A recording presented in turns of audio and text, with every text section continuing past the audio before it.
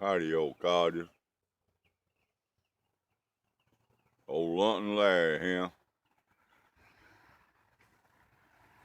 to bring you a ghost story, ghost tale. Or is it?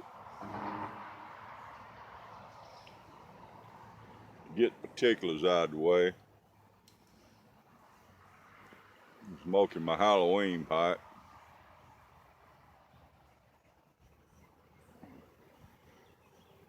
which is a Bjorn Copenhagen apple, but I call it a pumpkin. I don't know if you can don't really do it justice here. It's real orange. Got some beautiful, beautiful, beautiful grain in it. Pretty bird's eye.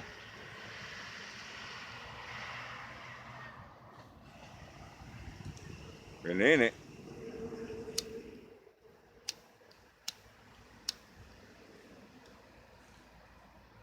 there's some haunted bookshop.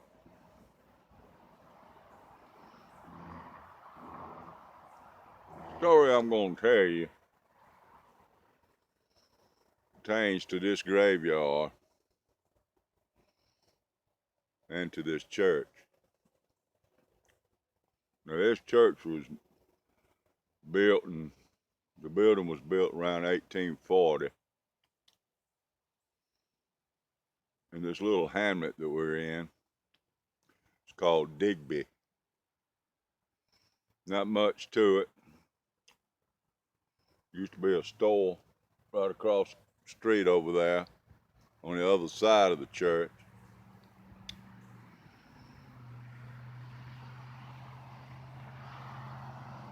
Back then, you know, a lot of the churches, they doubled as a church and a school, which I'm quite sure this one did. They take all the pews up on after Sunday worship, and they'd put the desk down for the students. But it's just one big room, schoolhouse.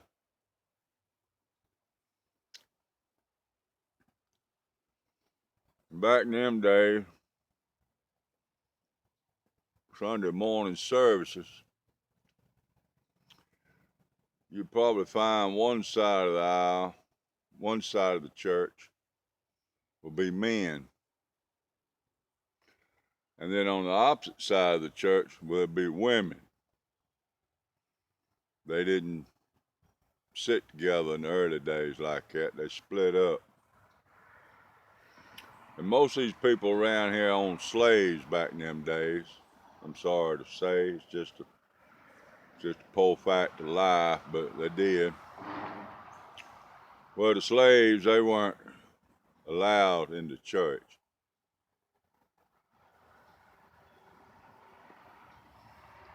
So what they'd do, they'd stand at the doors and all along the windows, sit up on the wagons and all. This was all wagons, horses, mules, and such as that, don't you know? And they'd listen to the sermon through the windows and the front door.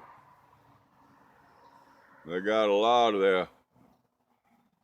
their Bible knowledge that way. And the ones that could read, which wasn't very many, I don't imagine, because there wasn't even many of the white folk could read, but there was some that could read, and I imagine they got a lot of them just reading a good book and all, don't you know?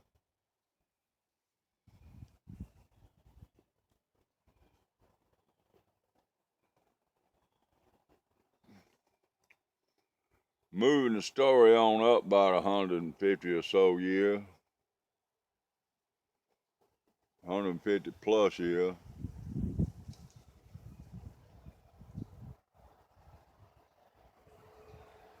There was a pastor here.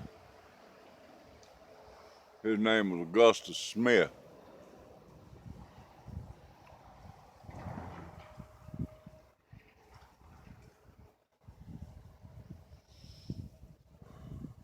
Reverend Smith, he was a young man.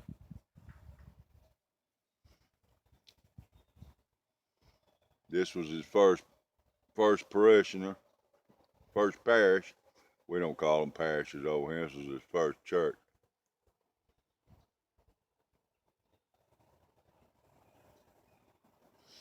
But every Christmas, there'd be a candlelight service here at the church. They'd sing some Christmas carol, take of the Lord's Supper, and light a candle for their loved ones.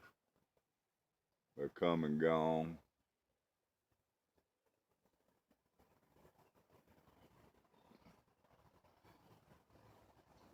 Well, this one Christmas Eve,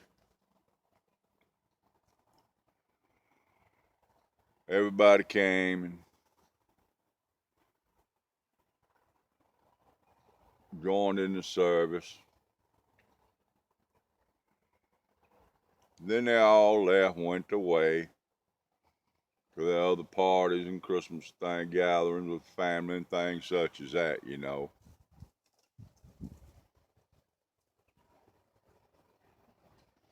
Well, Mr. Augustus Smith, that is, he was always the last one to leave.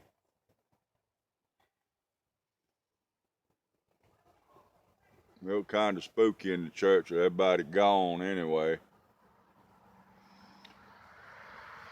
But he'd wait till everybody was gone and left, and then he would lock up the church.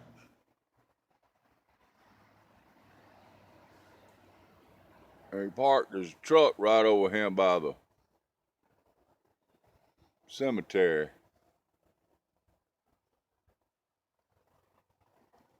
Well, this particular night he come out, he was locking the door.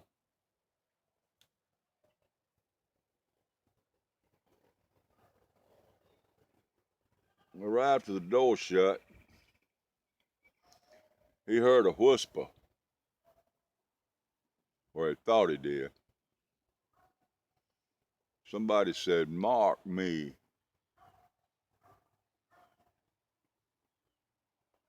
Didn't really startle him all that much. He thought maybe he was thinking out loud or something like that. He headed over to his truck.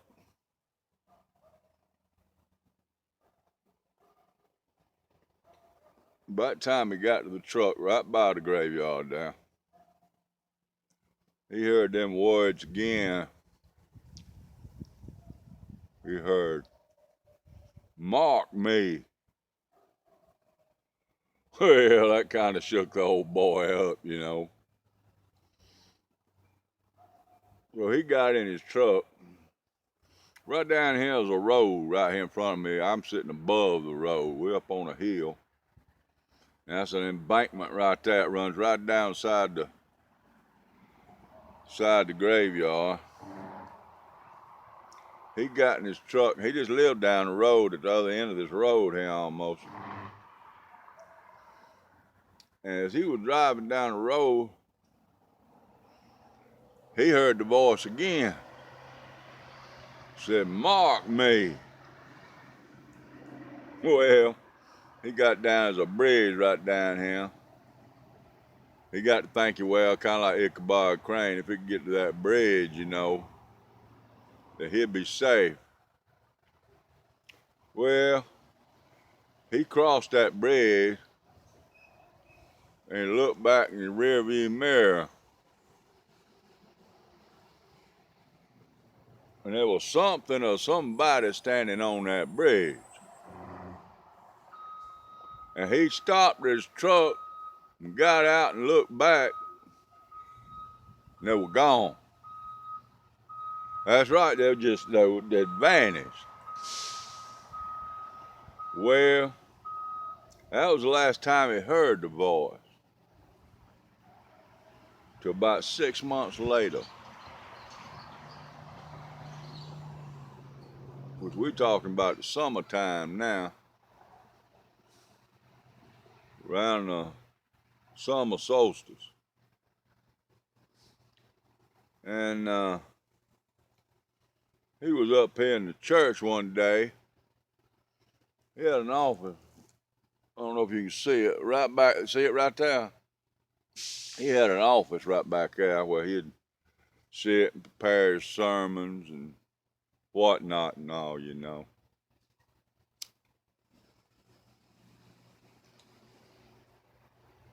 Well, there one particular day he was sitting there. He thought he heard a ruckus outside or something. I don't know exactly what it was, but he got up and he went to the window. Looked out the window, and it looks right over this graveyard here. But he didn't see nothing. About that time, he heard that voice again. It said, "Mark me." Well, that boy hightailed it out of the church. He skedaddled on home, but he didn't come back up here and do his sermon preps here anymore. He did them at his house. He'd had about all he could take of that. He didn't know if he was going crazy or what. Well, he didn't hear from him anymore.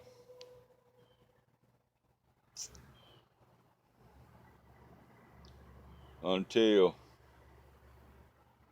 the next Christmas Eve. Just about a year, well, it was a year, it was Christmas Eve. It was a year after the first time he had heard it. They did the candlelight service again. Sure enough, he was the last one out the building. When he come out, he heard that voice again. "Mark me." Well, it scared him so bad, he hightailed it out, and he come flying down this road right here. And he lost control of his truck and hit the embankment right over here. And when he did, he got out of the truck, and there was a leg or an arm or something sticking out of the side of the dirt, out of the embankment there. Well, he got to inquiring around at the church. Come to find out, there were a bunch of slaves had been buried out here.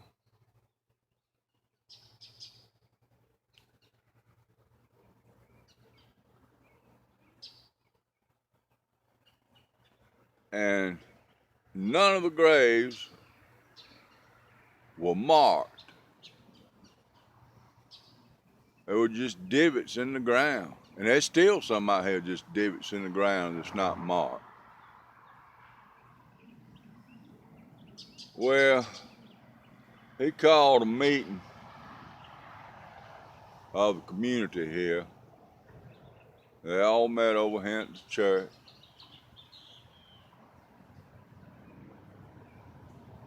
And they decided to put some type of marking on some of these graves out here. They didn't know these people's names, but there was women and children and men, and they were all slaves.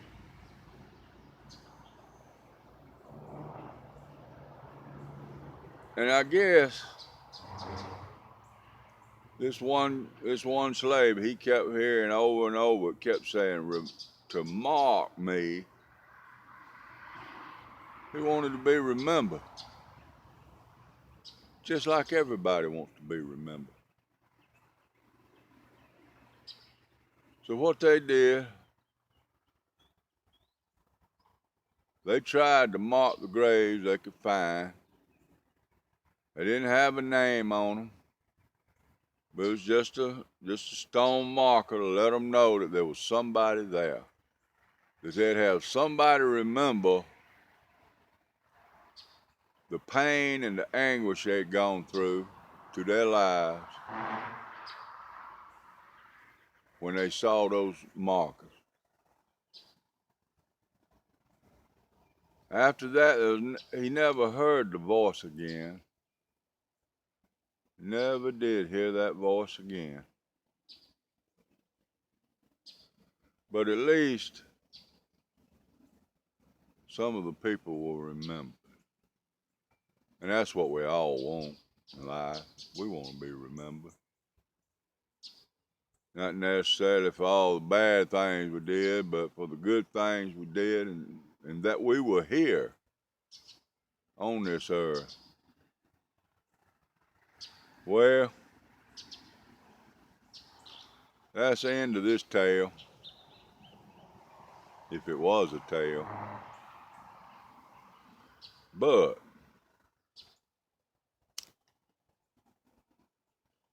I'd like for you to meet Reverend Augustus Smith. And his name is Dylan Higgins. That's my son.